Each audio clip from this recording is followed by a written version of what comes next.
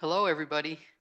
I want to welcome you to this great presentation that we're going to have. I had the opportunity yesterday to spend some time with the prison outreach team and our panel here. We have 1, 2, 3, 4, 5 panelists. So we're really looking forward to having them share their experience, strength, and hope on their journeys. But we're going to start with some introductions. I want to introduce Paul Whitmer, who is one of the co-chair of Prison Outreach. He's ordained in the United Church of Christ. He has served as a pastor for more than 30 years. He has an extensive experience teaching contemplative practices, leading retreats, and working with folks in 12-step recovery. As a trained spiritual director, Paul also works with many in developing listening skills and growing on the spiritual journey. As an artist and musician, Paul is especially drawn to the arts as creative expression and experience of the divine. And I also want to introduce Rita Weiss, who is right here in the front row. She is our co-chair also for Contemplative Outreach of the Prison Outreach Service Team. And she is from Oregon, and she takes centering prayer into a men's facility in the state of Oregon. Okay, and now I'm going to introduce you all to our panelists. So first, Phil D. Phil was part of the meditation circle at the Folsom Prison that welcomed Father Thomas Keating for one of his famous visits to the prison to pray with the men of Folsom Prison.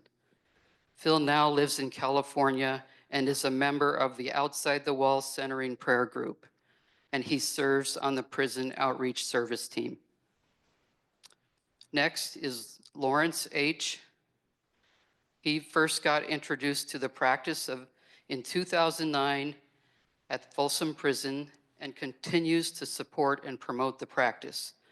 Lawrence is also featured in the Holding Still documentary about centering prayer in prison.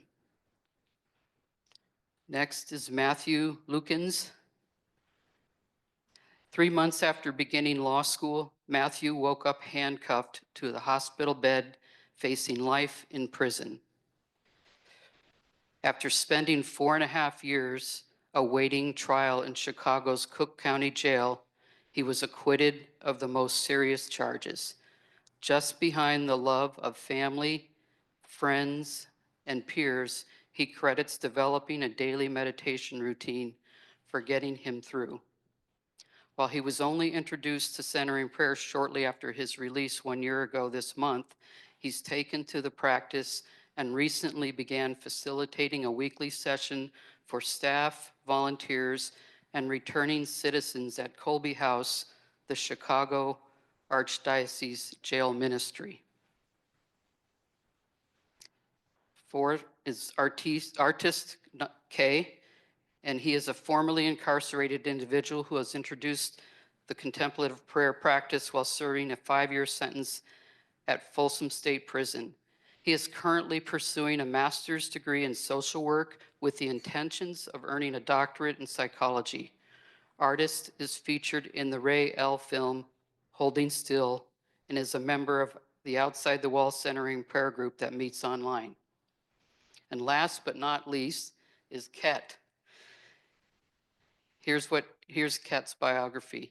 All my close friends and family call me B. I served 25 years in prison from the age of 16 and have been 4 years free. I am a husband and father to a 2-year-old, and I appreciate all the second chances that have been given to me, and I'm just learning to enjoy life. So now I'll turn it back over to Paul. Let's give these guys a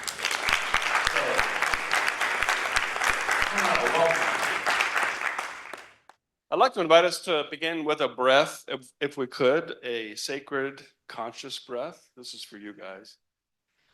And if you want to let go of it, that's a good part of that process too.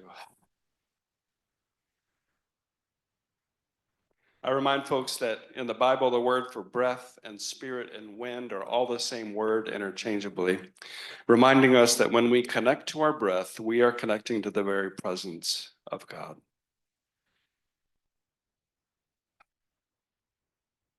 Holy Spirit, Sacred One, source of life, open our hearts and our minds to hear what you would say to us today. Amen. We embrace the process of transformation in Christ through the process of centering prayer. That's the vision of contemplative outreach. And in case you think that's just some theological concept, I present these beautiful humans, and you'll hear their stories of transformation that I think will blow you away. So we're gonna just go down the line. We're gonna ask them to share about 3 to 4 minutes. Phil has already claimed his full 4 minutes. And hopefully we'll have some time for some conversation. I will try to intersperse with a few comments about the work of our team that might be helpful for the conversation. But take it away, Phil. Appreciate hearing your story. Okay. My name is Phil, and I'm what I call a returned citizen. I spent 32 years in the California Department of Corrections. I was a violent criminal. I make no bones about being in prison. I make no bones about being deserved to go to prison. It was a part of my life that I'm not proud of, but it's a part of my life that brought me to where I am now. I was blessed to be one of the founding members of the Contemplative Fellowship at Old Folsom, and was there when a friend of mine came up to me and said, "Phil, you're joining this group." And I said, "Oh, yeah?" And he said, "Yeah, here's a book you're going to read." He gave me a copy of Open Mind, Open Heart. And I read the book, and we all went around and got involved with all the shot callers, and the shot callers are the guys who determine whether you stay in prison on that prison yard or not. And we set up a meeting for the first time for the Contemplative Fellowship. On that day, 75 men filed into Folsom Prison Chapel. They were all men who determined life or death for numerous inmates. And they all hated each other. And they all went into that chapel and they sat around and they learned centering prayer. And I put my back to a wall because I'm waiting for this to go off. Nothing happened. These guys sat in a room with their eyes closed, meditating for 20 minutes. And I couldn't believe that. So needless to say, the group began and we had a response that first the shot caller said, "You can go to the chapel," which in prison you don't go to the chapel. That asks too many questions that you don't want to answer. But these guys gave the approval for everybody to go to the chapel. The group grew in phenomenal numbers and it totally changed prison. It went from 278 stabbings a year to 2 stabbings in 5 years. That's the power of center prayer at Old Folsom. It changed me. I never missed a meeting. I was there. I was on the cushion twice a day and took this to heart and followed it. I'm going to share a couple of examples of things that happen that you never know when you're changing, but people will let you know. I was there for Thomas Keating's visit. I'm part of the video that was taken there. I was a whole lot younger then, and people say they recognize my voice, but they don't recognize me, which is cool. So at any rate, Thomas Keating came to visit. And I'm one of the few people who probably can say that Thomas Keating helped me go to the hole for the last time. The hole is administrative segregation. That's where you go when you get in trouble. And we had our wonderful day with Thomas Keating. At the end of it, we were getting ready to say our goodbyes. And I asked Thomas, "Can I have a hug?" And if you've never gotten a hug from Thomas Keating, you missed something. Because he wrapped me up in his arm and the love and the compassion. I'll never forget it. So we finished cleaning up and everything. They all left and everything else. And when I got ready to leave the chapel, the CO tapped me on the shoulder and said, "I've got a lockup order for you." you don't hug visitors. You certainly don't hug an abbot. You know, and the old Phil would have gone off, you know, said, you can't do this to me. This is bull. This is whatever. And no, I just said, okay, let's do this. So he walked me across the yard. They processed me into ADSEG. I knew I was not in too much trouble because they put me on the first floor. That's where the minor offenses go. The bad boys go up on the third floor. I've been there many times. So needless to say, I spent that night there. And the next morning at 6:30, cop shows up at my door and says, come on. I'm going, there's no lieutenant here. You can't, what's happening? He said, come on, you're out of here. So I go in and I got dressed in my blues again, and he walked me over and I go, well, what cell am I going to? Because if you go to the hole, you lose your cell. You lose all your property, you go back to state. Needless to say, I went right back to the same cell and not another word was ever said about it. So that was a phenomenal thing for me. I'm just going like, wow. My next one is, I'm probably about 4 years into the centering prayer, and I come out for work onto the yard. Two guys walk up to me and they're saying, Frenchie, that was my nickname. We know all about you. And I'm going, what? You know, you rolled up, which is being, you know, PC'd up, protective custody, out of Soledad for a $1,500 drug debt. I'm going, you got the wrong person. That's not me. I've been here for 6 years. You know, it's not me. And these two guys kept getting closer and closer and closer. And I knew what was coming. And in prison, if you're going to be in a fight, get your dicks in first. It's a real case where you should see the other guy.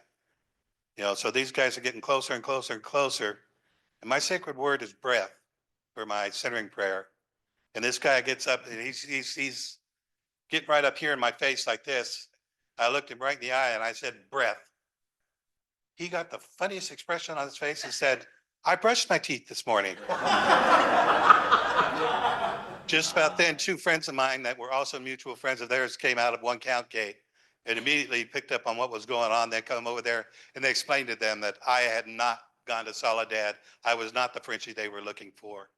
But that's where it's centering prayer, you know, I let go and let God. And God did, you know, God saved my bacon that day, you know, is all I can say. So another one is I went through all these years with doing centering prayer. I got transferred to another prison and we built a small group there. But when I got out, I had the pleasure of getting to know my parents again for the first time. When I got arrested, they didn't want much to do with me. That was 1984. I got out in 2015. So our relationship was not good, but I built a relationship with them. I was going over taking care of their house and everything else. And I had sisters and brothers who also would have nothing to do with me. Well, Dad went into hospice care and we're sitting in the hospital. Jeanette's looking at me like, you know, what are you doing here? You know, because before I was not the son. I'd be the prodigal son. I never came home. And I realized what was going on and I called Jeanette and we went out in front and talked. And I said, you're going to take care of mom and dad and you're going to need some help. And I told her, I'm going to give you 2.5 days. I'll get off work Friday and I'll stay there Friday and Saturday, Sunday, and leave Sunday evening. And that'll give you time to have your life. She stopped. She looked at me. She said, who are you? You're not the brother I knew. You know, she could not believe that I was willing to give up my time for my parents. As a result, I got to hold my dad's hand when he died. You know, so that was one of the most generous things for me. So these are some of the experience that I found that centering prayer gave me and the changes that I went. I went from a total animal to the person I am today. And I'm told I'm respected and quite a changed individual. So Amen. with that, I'm going to go ahead and pass it over to Lawrence. So Lawrence, thank you. So, by the way, so before Lawrence talks, can I have a show of hands? Have you ever taken into a locked facility centering prayer? Anybody going into locked facilities? There's a handful of you. Here. Anybody here by show of hands know anybody in a locked facility? A couple more. Okay, thank you. Lawrence, what do you got? That was 7 minutes, by the way. So- Sorry about that. Okay, you know, I definitely have a tendency to run over sometimes. You know, I always say that when we're in groups, you know, everyone's Lawrence, we want to hear you talk. We want to hear you talk. By the time it's over, I wish that Lawrence would shut up. You know? but what I want to say is that, like, at 55 years old, I found myself with a 20-year sentence going to Folsom Prison. You know, and I mean, I was so like suicidal for the first 2 years, I'd say. But I met a guy, Harold Lally, with 153 years. And this guy was so chill and he was so mellow. And I said, man, how do you do that? And one day I followed him into Greystone Chapel. And there I met Ray Leonardini, you know, I guess the founder of Prison Contemplative Outreach. And he said something that was so profound. You know, he said, you can have an intimate relationship with God. You know, and of course, I already had a relationship with God. You know, God is the person that you begging for everything and, you know, hoping don't get you, you know, and you know, and he said an intimate relationship with God. And an intimate relationship with God is where you can let all those thoughts just go. And you can let all those emotions just rise and fall and go, and you can suspend your action way down, because before it was like a thought followed by an emotion followed by an action, bam. And just to be able to suspend that, you know, and sit there and bask, and you could hear God telling you, you know, hey, you know what, you're not a bad person trying to be good. You're one of my beautiful blessed children that I love, and if you listen to me, I will guide your life. And that's what happened. You know, God started guiding my life and things started getting, you know, better and better in my life. And I really appreciate the fact that it's volunteers. You know, I always think of this thing they got in the Bible where the people try to go in to heaven or something, and Jesus is like, "Get away! I don't know you." And he says, "Well, what do you mean you don't know me?" He said, "Because I was hungry, you didn't feed me. You know, I was clothed, you didn't help me. I was in prison, you didn't come visit me." And they said, "When did I do that to you?" And he said, "Well, you know what? When you did it to the least of mine, you were doing it to me." You know, guys, you know, we like through no, I mean, maybe a lot of bad choices, but a lot of environmental factors that were out of people's control caused them to be a product of their environment, you know, and then they have to take the brunt of what society has called for them and blame it on themselves when they realize that, you know what, God's not blaming you for nothing. God is here with you. If you listen, he will guide you through the same way he feeds every bird and every animal, the same way that he will take care of you. And I found that, you know, things have happened in my life where I said, how would I never, you know, my oldest son got murdered and I was like, I'll never get over this. And you know what? God will get you through. And that's what happens. God gets us through. So, you know, for all the people that are interested in doing the work, you do not have to be a special type of a person with us. You just be a regular person that goes in there and let the people know, you know, hey, you know what? We know that, you know, maybe you made some bad choices, but we're not holding it against you. We're just coming in here to see every volunteer that goes in there thinking that they're going to give something to the people. They always come out and say, you know what? I got way more than I thought I was going to give. You know, so I mean, anyone that has that inclination, like they say, many are called, but few are chosen. You know, if you're called, you know, go to prison, you're gonna say, oh, I don't think so. But if you're chosen, you might find yourself like Paul on the road to Damascus, where you just find yourself being drawn in there. Volunteers are saying, well, I didn't never know I'd be here, but I'm so glad that I answered that call. So for anybody that answers that call, I mean, you know, we really appreciate it. And life goes on. And just, you know, for me, it's about inclusiveness, you know, because to me, the reason why I support this practice so much is because I believe a practice like this has the power to transform the whole world, you know, because based on kindness and compassion and care, you know, kindness is that, you know, people are different. They go through different things. And so we recognize that we're kind. Compassion is that knowing everyone goes through something in their life, some kind of way, everyone. But the care aspect, You know, it's just like when Jesus, when he was feeding thousands of people at the time, remember, that's what he was doing. He was feeding people. He was taking care of people. He was healing people. He was teaching people. So never forget the care aspect. And if you care enough to, you know, to help any way you can, with a smile sometimes, with some type of support sometimes, but just do the best you can to make everyone feel included and loved and appreciated in this world.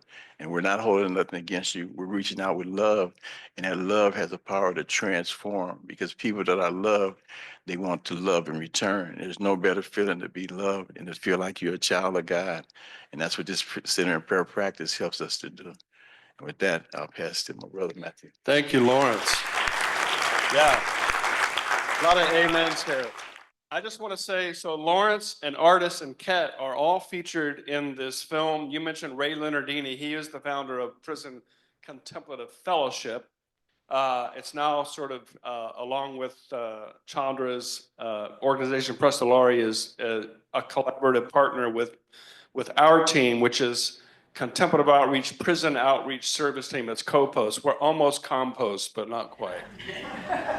You can find, I highly encourage you to find it. I'm holding up the old school, the DVD physical version. This is what we actually take into a prison.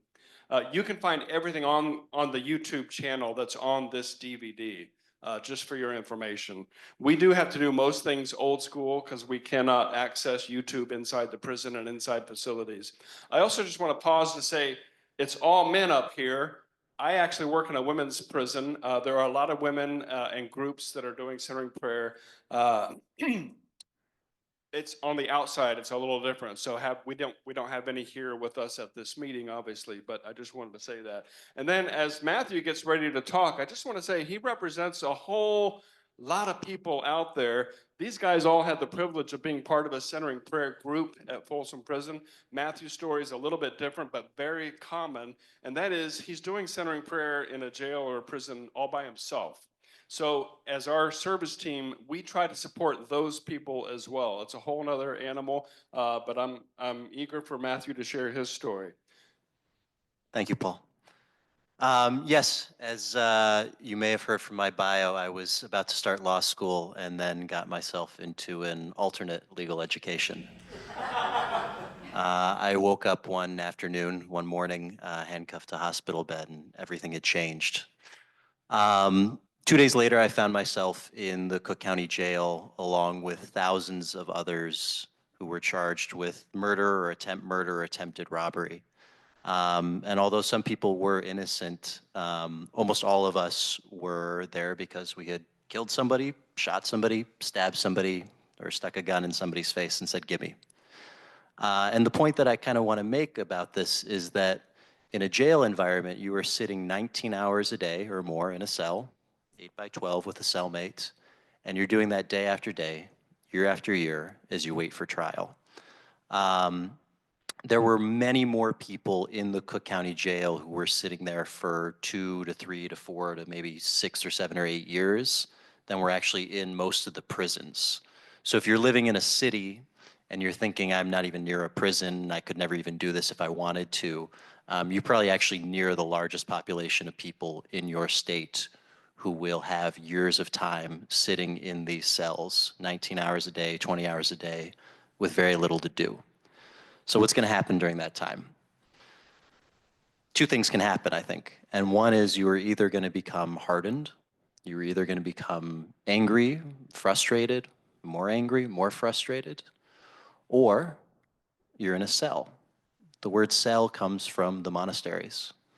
And for me, what was the transformative process was having this practice, having a meditative practice. And so many people in jails and prisons are not exposed to this, have no idea what this is, would never even try it, except they might be willing to come out of their cell for a group, because that's sometimes the only opportunity you have to come out of your cell in a day, is to go to some sort of group run by a volunteer. And so that's an opportunity for somebody to finally leave, to try something new, and to gain a skill that can totally transform your life. If you're looking for people who are interested in practicing, who have the time to practice, who have the inclination to practice, I don't think there's a better place that you could go to than a jail or prison. because there are thousands of people in those institutions who have plenty of time, are looking for something to do, and many, many, many of them are sitting there thinking, how do I change my life? Where did my life go wrong?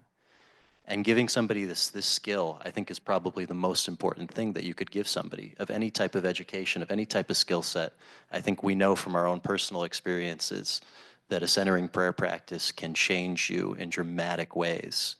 And so you can make tremendous difference in people's lives just by taking the opportunity to go into a facility and offer the practice. If you're here, you know the practice well enough to teach it. You don't have to be an expert. You just have to have a willingness to say, let me try this and see how this goes. So that's what I want to say about that. I'll move it on now to my friend artist. Thank you, Matthew.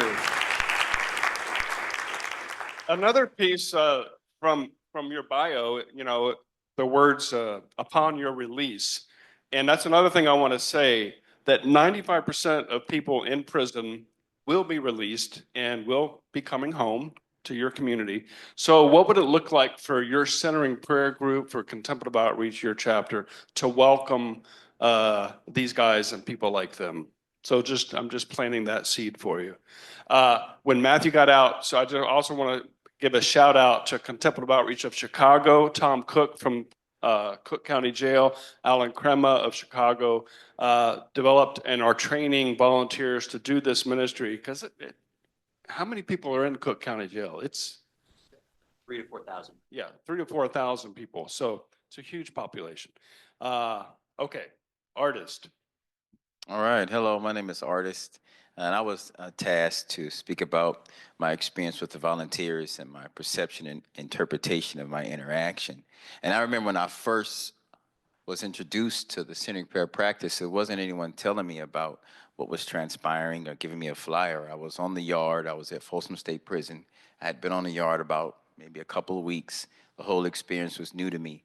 And I remember we had the inmates were working out and gambling and, you know, playing cards and running on the track. And, you know, there's a tension. There's like a subtle tension that permeates the environment of prison. It's palatable. It's there. And at any moment, a riot can break out, a fight can break out, somebody can get stabbed, you know, so it's always this tension that's in the air. So I remember seeing Ray, Al, Susan walking on the yard. And it was these three Caucasian people just like walking through the yard. And I'm looking on the prison, as inmates, people with their shirt off, doing pull-ups, you know, this aggression, this animosity, this fear and anger and rage and disappointment and shame. And here they're just moseying through, taking these little steps, you know. I'm looking at the yard and you're just like, what is this, the Brady Bunch, Mr. Magoo? You know? Like, what is going on? So I'm looking, and they're just, you know, just take these little steps, and the inmates just like moving out the way for them. Like they're not having an escort with the guards. They're just coming through. And I'm looking like, wow. And then they go to the Greystone Chapel, and I see Lawrence standing first at the chapel, because Lawrence is always the first one there, standing in the chapel, waiting for him to come in. So I see Lawrence going. I said, you know what? I'm gonna go over there, see what's going on. So I go into the chapel, and Ray Leonardini starts opening up about toxic shame. And I was like, wow, this is the place. And we did a meditation session, and I had went to every single meeting they had for the duration of my time at Folsom. And I would say this, that a lot of inmates are disconnected from their family. They're disconnected from reality. They're disconnected from society. And having the Contemplative Outreach team come to the prison was like very nourishing to the soul, because I saw Ray, Susan, and Al and Hampton Deck more, and within a month period, I saw them cumulatively more than I saw my family during my whole incarceration period. So that speaks to the importance of the intention of the volunteers that go into the prison, and knowing that the people that you deal with are dealing with a variety of emotional, mental, and spiritual issues. And then you're there to meet that need. And to piggyback to what Lawrence is saying about the scriptures in Matthew chapter 25, is saying, okay, I was hungry and you fed me, I was thirsty and you gave me drink, I was in prison and you visited me. See, these are the tenets that we need to meet the needs of the people. And so that's the core crux of the ministry. And that's the crux of what people need to meet them where they are. So to meet us where we were at was one of the most important things because it was the intention behind being there. And so there are a lot of groups that are in prison. There are people do groups all the time, but they're not very populated by a number of people because us inmates know the truth from fiction. We can interact with you, and within a few seconds, we know what you on. So a lot of people come to prison for the clout to say, oh yeah, I was at Folsom State Prison. There's a lot of dangerous people there, and I was okay, you know. So whatever situation is, and you wear like a badge, like, yeah, I go to prison and talk to the inmates, you know. But it wasn't like that. So they met us there, and then we were able to connect on a heart level. So I would encourage you to go there with an open heart and an open mind, to meet the people, not to be a badge of honor or to be a bragging rights, but to know that you're doing God's work.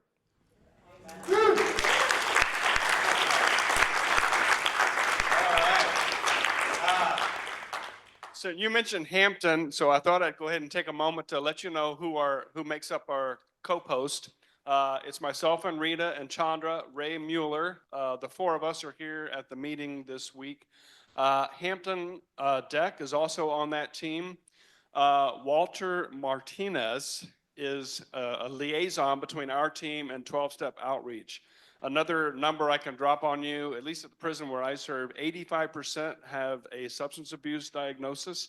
So there's a lot of overlap between our prison outreach service team and the 12-Step Outreach. So we're very glad to have them as partners and doing this work. I also want to call your attention to the brochure we just produced this year. I just came from the Young Contemplatives. Colleen says, don't hand me a piece of paper, give me a website to click. Well, we can't click websites in prison, so we're still old school with all of our resources. I am happy to have this brochure. Phil helped do this, and Phil also helped write Locked Up and Free, one of the first brochures you may have seen. It's been in the Contemplative Outreach store for a lot of years. But anyway, help yourself to these. Rita's got some more here if you want them. It gives a good snapshot of what our ministry is about. So, Kat, bring it home. And then, by the way, if there are questions or comments, we're going to welcome those, and we'll do that next. We'll see where this goes. Hello, guys. Very nervous right now. Trying hard not to breathe because I ate too much. But our artist spoke about a lot of inmates have a disconnect, right? So I think, like for me, my biggest disconnect was the disconnect that I had with my true self. That's the thing, because that pretty much summarizes my whole life. So for the majority of my life, I suffered from depression, anxiety, just anger and rage. Every time I was faced with certain situations that I didn't know how to deal with, I would either run through drugs, gangs, violence, just criminal activity. And so I spent a lot of time, a lot of years in prison living a violent lifestyle. And that pretty much has summed my whole life, because I didn't know myself. I didn't know how to deal with these things.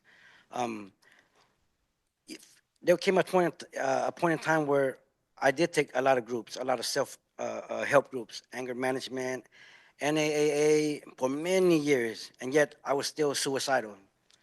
I was still emotionally inside. I was not right. I was not okay.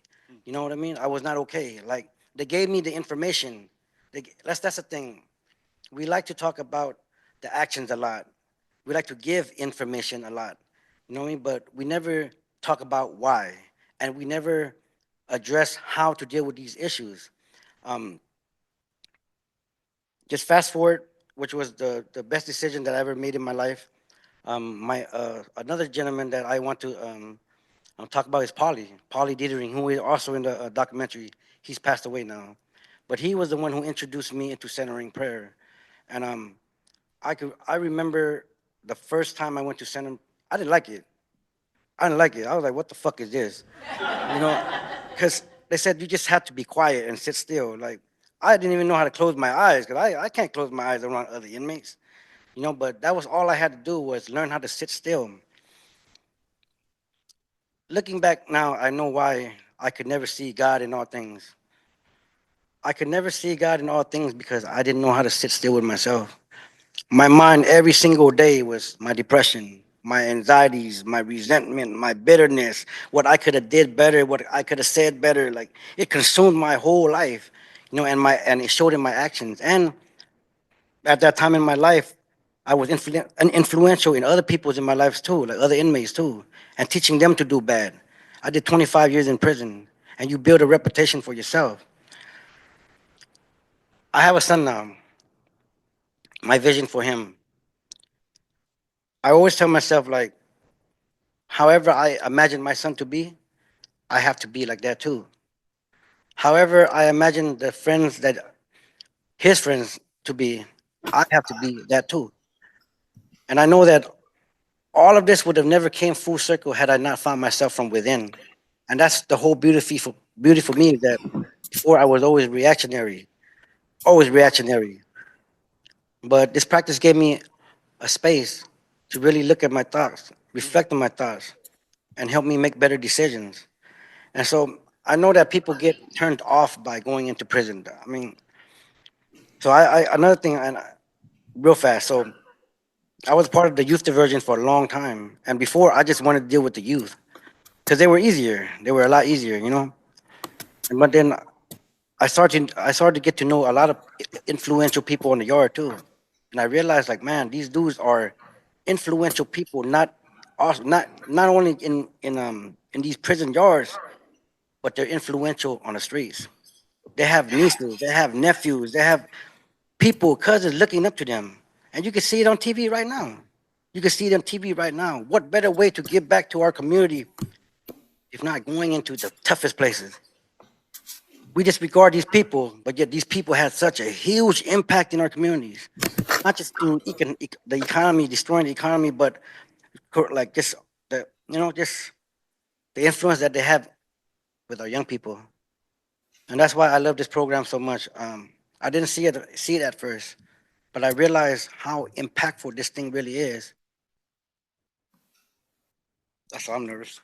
All right.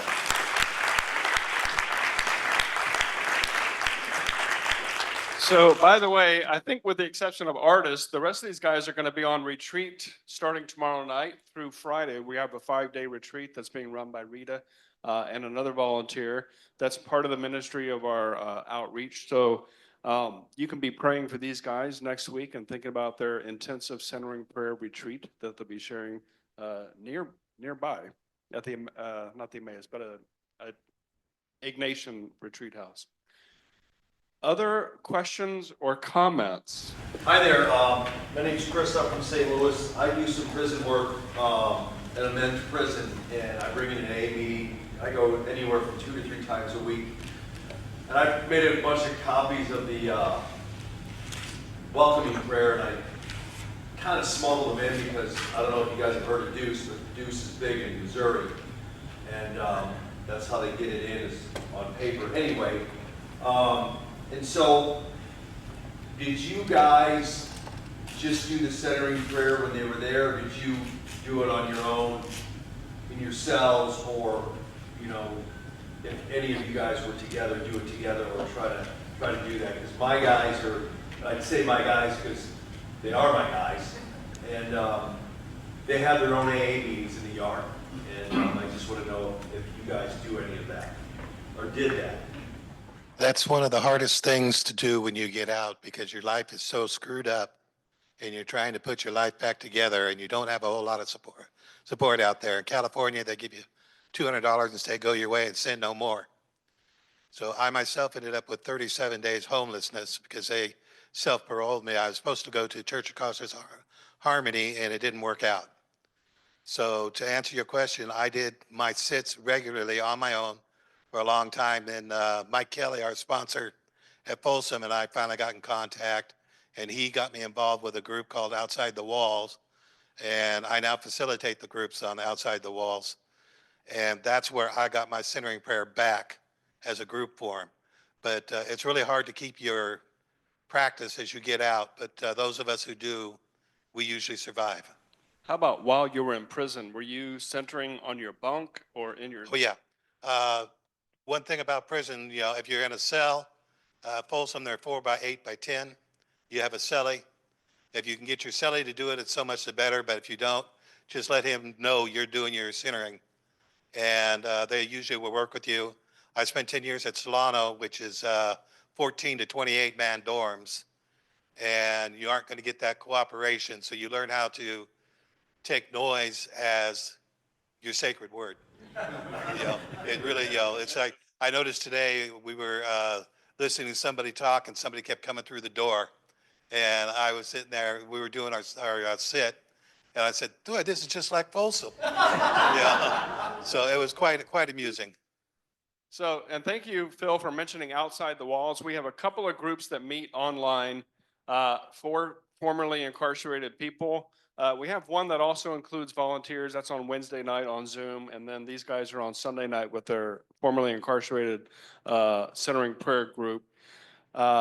Our team also has monthly Zooms, one for volunteers who are taking centering prayer into prisons. Hampton Deck runs that. Then I run a Zoom once a month on a Monday for people who are interested. They're kind of getting started. They have questions about it. They want to do it, but they want to know what the next steps are. So behind these guys is just a picture of our website. That's where you can find all the information about this. If you're interested in one of those Zoom groups, please drop in and visit us. Other questions, comments? Here's John from El Paso, Texas, and I work with the inmates in the county jail. I know you mentioned about Cook County. We have about 1,500 inmates in there, and we're about a quarter of the size of Chicago. So it's a tough, tight place. How do you, can you give me guidance on helping, because it's a county jail, I got guys cycling in 2 months, then they're gone. 2 months, and they're always cycling.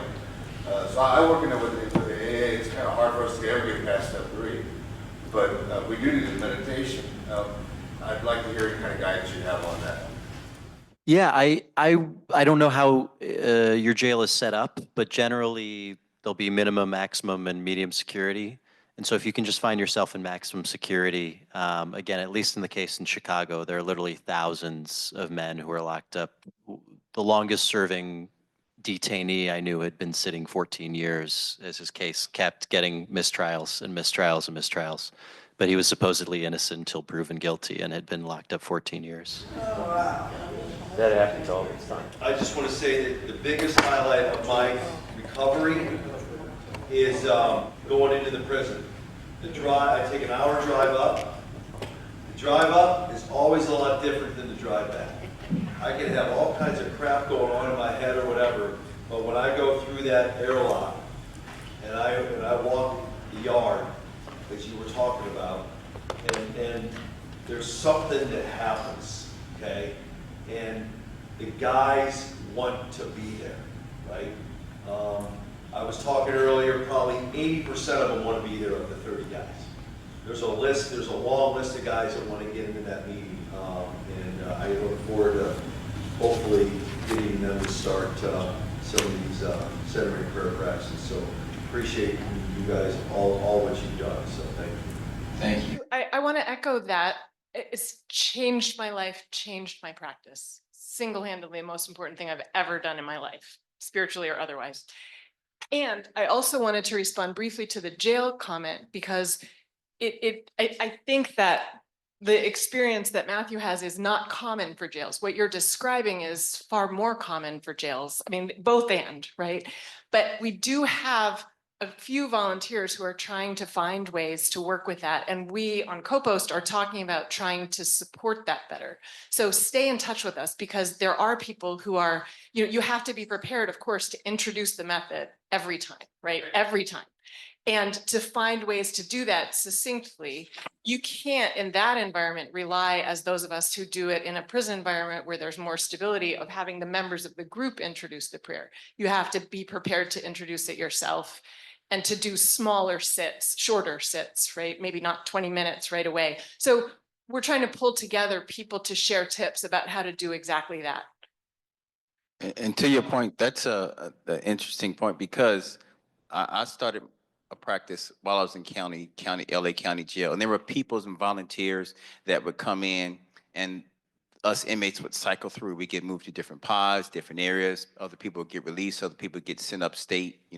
So as a pastor, I believe that everything reflects back to the Word of God, to the Bible. And the Bible says that one plants, one waters, and then God gives the increase. So your position may be just to plant the seed, and knowing, and just plant it real deep, and knowing that, okay, this person now has that seed from the practice, and wherever they go next, I send an intention for them that where they get planted, that someone will water. So I was planted in LA County. I ended up in Folsom. I got watered in Folsom. I got released, and God has given an increase. And we have to remember, too, that Jesus was an immigrant and he was an inmate. Okay, so that when he had to flee from Herod, he fled into Egypt, and that's where he was for 17 years as an immigrant, and he was fleeing persecution. And so he ultimately became an inmate. And after he became an inmate, he was killed by the state. So as we reflect on that, we know that where we are meeting Jesus face to face. And it's important that we plant those seeds with intention. And then as the individual, another one waters, we water with intention, knowing that eventually we are a tapestry. We're like this delicate fabric that interwovens, and we meet and we intersect at different places in our lives, but it creates this beautiful portrait of what God calls humanity. Wow. That is amazing, and all of your stories are amazing. And it's one thing for me to ask people to join us in prison ministry, but to hear your stories, this would be a great way to promote prison ministry, is to show this video if this is being recorded. I wanted to say one other thing for anybody who goes into prison in other contexts even. Take with you Locked Up and Free brochures, and Ray Mueller and I read the letters that are sent in. And we can attest to the fact that there are people all over the country who don't have groups, who are reading the Contemplative Outreach newsletter, and we're working on CoPost on getting better and better at sending that newsletter out. So the seeds that Artist is talking about, they take all different kinds of forms. And if people write either to Prison Contemplative Fellowship, or if they maybe meet it in the county jail and are drawn to it, then they can write to us and get support through the letters that we send and through the newsletters. And Prison Contemplative Fellowship is going to start trying to send out a prison-specific newsletter. So, which actually, if I could just slide into a pitch too, that if you think this work is important and you're not drawn to go into a prison, there are lots of ways that you can support and help and get involved. And just talk to any one of the team members. We'd love to have help writing letters, help with, orchestrating the website. We do a terrible job keeping our website live. Anybody has that kind of skill, there's lots of ways that you can support us. Thank you. I just want to follow up with some of the 12-step work too. That's a great doorway into centering prayer, because we all know 11-step. And I heard an old timer in AA. For a minute, I took AA meetings into our county jail, and again, it's steps 1, 2, and 3. We just do steps 1, 2, and 3. But an old timer said steps 1, 2, 3, and 11. Those are the steps you can do in jail. He said, don't write a 4th step or a 5th step in jail. Don't even think about it. But you can do step 11 while you're in jail. And I thought that was brilliant. So you might look for doorways and opportunities to teach centering prayer if you're already taking meetings into one of these facilities. You guys have anything else you want to respond to or share? Your stories are amazing. I'll leave you with this. There's a song that I love. I forgot the name of the artist, but the lyrics go like this: Jesus in disguise, Jehovah passing by. We're searching for a king that we don't even recognize. And I believe that the fact that people are interested in contemplative outreach in prison is the crux of the whole ministry and the gospel encapsulated into one experience. And the whole reality is that we are all prisoners to something.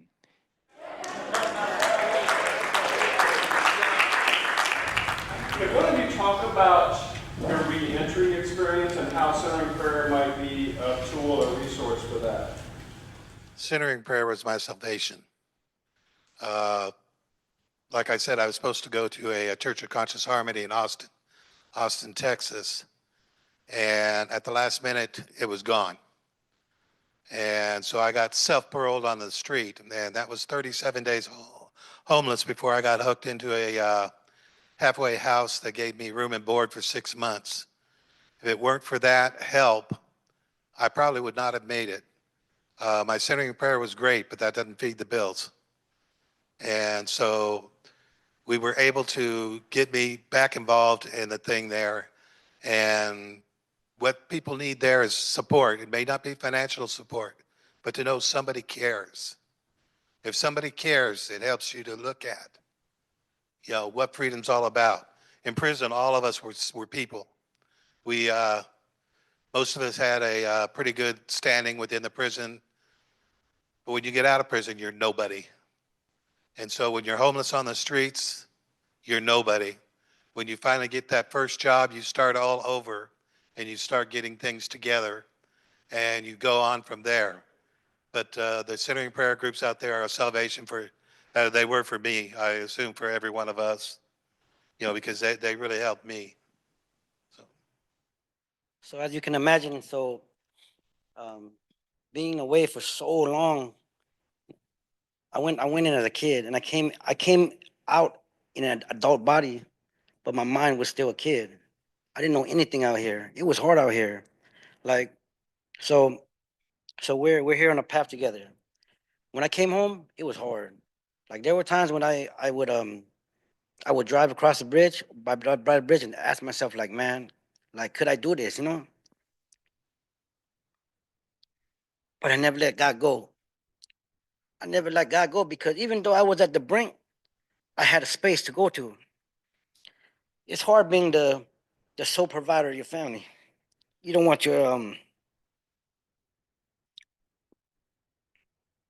your wife to worry about you. And there was times when I would ask myself, like, can I do this? And I couldn't tell nobody. Well, now here I am getting recorded, but I couldn't tell nobody, but I'd be off the freeway and I would just park in the middle of the freeway and cry. But I had God. I would sit still and I would be okay. I had old connects that would hit me up like, B, what's up, man? We got these 100 bags, meaning drugs. Like, we can help you. Trust me, the temptation is there. But because I have that space where I could look at my thoughts, be with myself, and sit still, I could say, no, I'm okay. I'm okay because this stuff is, like I said, the reward is that, I lost my train of thought, but the reward is, what I learned is that when you're going through things, you don't see it at that moment. It's years later or times later where you look back and say, wow, that's why that happened. And that's how my faith grows. And think about the work that we're doing. People are coming home. Some of these people are violent, have violent passes. They're coming home, you're not stopping it, right? What better way for us to give back to our community than help someone who's by that bridge that may be depressed and affecting his family, and you gave him a tool? What better way for the guy who's driving on the street, stops in the middle of the road, and you gave him a tool instead of him selling drugs and affecting our community worse than what it is now? Because it's bad. You guys see it. What better way? What better way?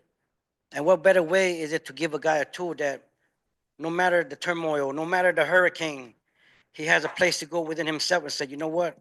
I'm okay. I'm okay because this process has taught me to love myself. And because I know how to love myself, everything I see, I love too.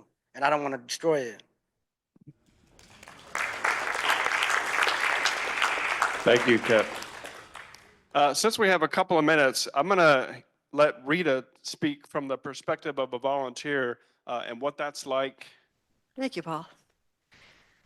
I'm just deeply moved, as I am every time I go in.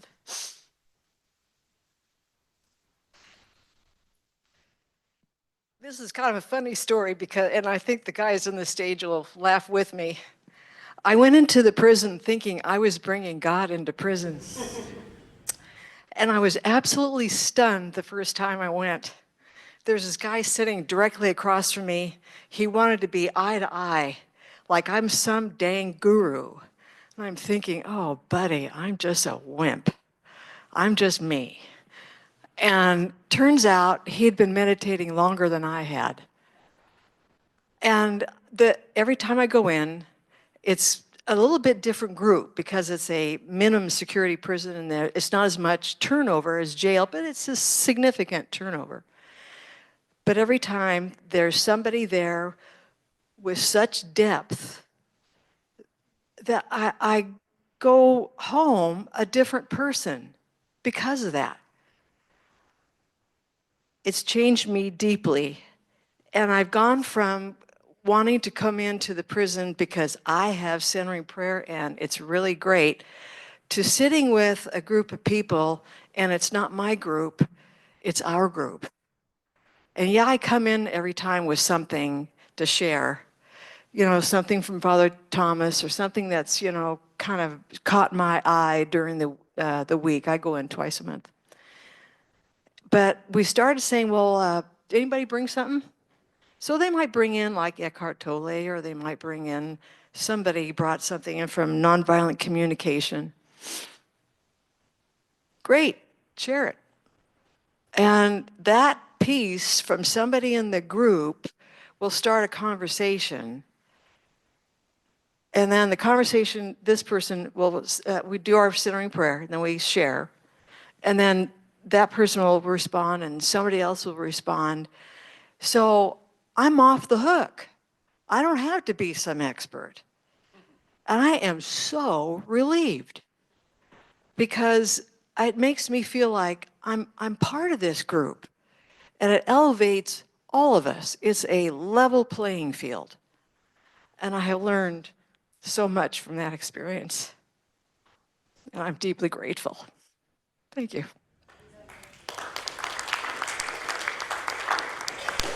So I just want to echo what you said about, there's a guy that did over 40 years in Missouri and shouldn't have gotten out, a pretty heinous crime. Anyway, he got out. He was a big AA guy. And he got sober when he got in prison. And he was sober over 40 years when he got out. And so 40 years, no cell phones. I mean, you just know the deal. 25 years, I mean, you know. So anyway, I had his phone number, and he was living in Kansas City, and I called him on my way up to the Bowling Green one day, and I said, Roger, how you doing? He goes, man, I'm doing great. I'm like, really? Tell me. He goes, I hooked up with an AA group. They're helping me out. You know, I'm in some housing. They're helping me find a job. And you know, my life is great. And I said, well, can I share that with the guys when I get there? And he said, of course. And so I shared it with the guys. And so what I try to do is at least talk to Roger once a month when I'm on my way up there to share with these guys that success story. Because as you know, there's not a lot of success in there. And at least in Missouri, they don't do a lot before somebody's getting out to help them, you know, because sometimes they just throw them back out like they did to you. And what happens? Well, as you guys know, the percentage of guys and gals that go back is really large. And I want to thank you guys again. Thank you.